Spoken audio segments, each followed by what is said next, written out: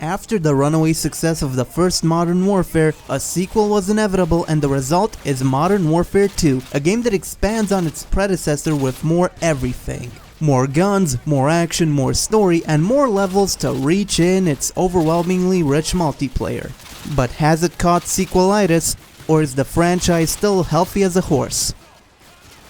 Modern Warfare 2 begins sometime after the last game's ending with a new Cold War on the horizon, as the villains of the first game have been deemed martyrs instead of being pushed to the side as criminal masterminds.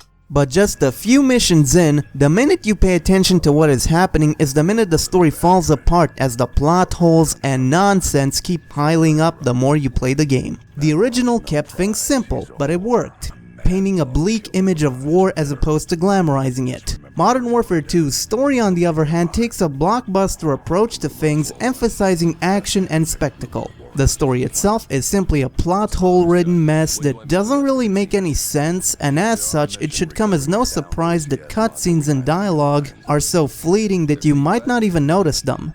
It might just be intentional. The game's design is almost identical to that of its predecessors. Aiming down your sights is crucial, and the accessories for your guns are plentiful. After all, how often do you get to use thermal sights in games? On foot, you'll move from cover to cover, defend from vantage points, and occasionally mount a fixed weapon or take control of air support. There are even breaching sections in which you slow-mo your way through bad guys. You're never doing the same thing for so long that it becomes boring, and even more traditional encounters allow you to mix things up by picking up other weapons. Thankfully this time, enemies don't constantly respawn until you cross an invisible line. However, the omission of leaning reduces tactical flexibility even if cover is still effective at protecting you. Your allies are also much more brazen this time, taking point themselves a lot of the time, but their ineffectiveness at eliminating enemies means you'll still have to do most of the dirty work yourself. If leaning hadn't been omitted, the significantly reduced trial and error would have made for an even better experience than its predecessor. Luckily, there's Spec Ops.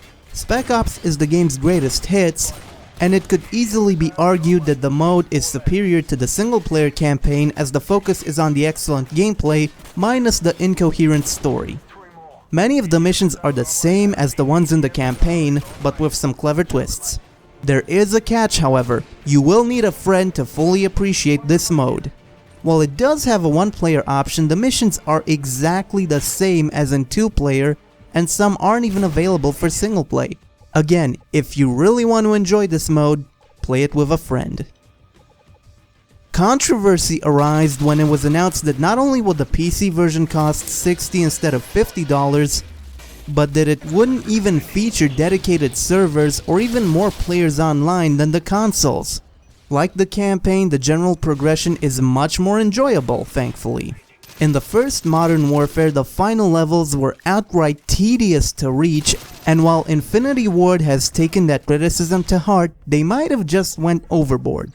There are so many challenges to complete in this game that it would take actual efforts not to reach the final level. There are challenges for weapons, weapon attachments, and general actions, so at least you're sure to see everything the game has to offer as long as you swap loadouts every now and then. Custom classes where you choose your equipment and perks are still as satisfying as ever, allowing you to choose how you want to play and encouraging different playstyles. Want to go completely under the radar with a completely silent and undetectable loadout? Go ahead. Want to decimate your enemies in a hail of machine gun fire? No problem.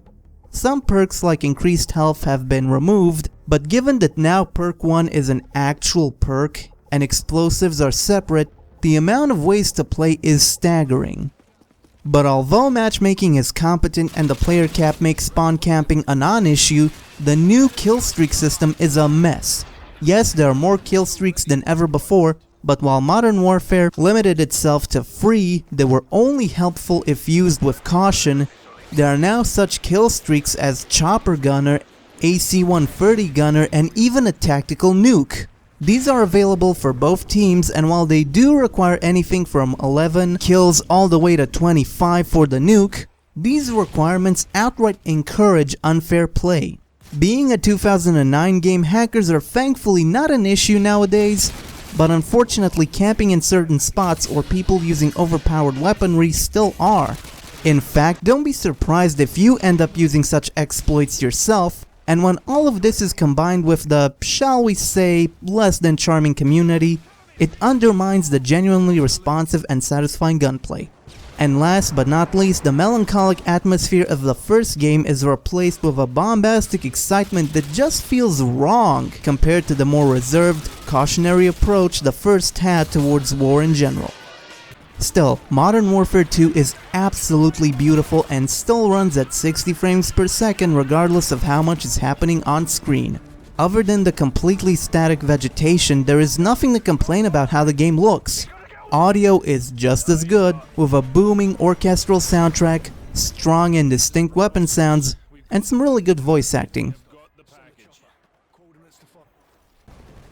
World at War was more of a sidestep for the series, but Modern Warfare 2 is a decisive step backwards. The exploit-ridden multiplayer, incoherent narrative, and gimped PC version are telltale signs of indifference not just towards any kind of integrity but also the consumer. Even with these problems, Modern Warfare 2 is still a good game, and if anything the multiplayer is in better shape than its predecessors. But what really hurts is that it could have been more. And like with the other games, buy only if you find a cheap, sealed retail copy. Otherwise, you shouldn't even bother with this uninspired sequel.